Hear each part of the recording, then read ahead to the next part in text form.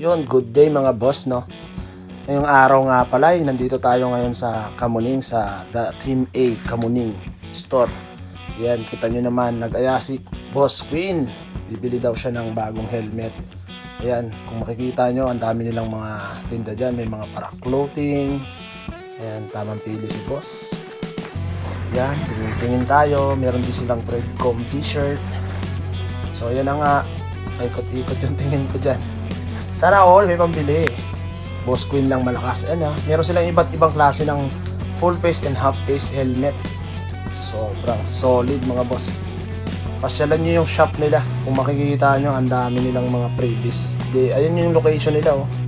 Along Kamuning Road. Yan yung labas ng store nila. Kung makikita nyo. Yan. Meron din silang decals. Nagde-decals din sila, no? Ayan. Tapos yan, may parking sa harap. Yan, papasok tayo. Nakikita natin sa bungad yan yung mga top box, murang-mura.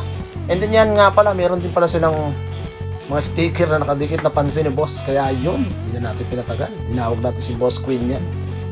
Ayan, boss. Pinahawak ko yung cellphone para magpa-video tayo, no, mga boss, no? Yan, magdidikit tayo ng sarili nating sticker. Yan, no, Boss Road lang, saka lang. Woo! Shoutout nga pala sa mga followers natin dyan, sa mga boss nating solid. Ayan, tama ang tama.